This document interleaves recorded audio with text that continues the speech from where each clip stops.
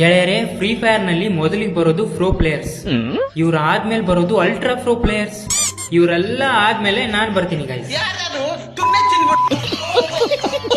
So guys, ನೀವೆಲ್ಲ ಜನ ನನ್ನ ವಿಡಿಯೋ ನೋಡಿಂಗ್ ರೈಟ್, ಮಜಾ ಮಾಡಿಂಗ್ ಅಂಡ್ ಹಲ್ಕಿಸ್ದಿಂಗ್ but not following. Why? This is cheating.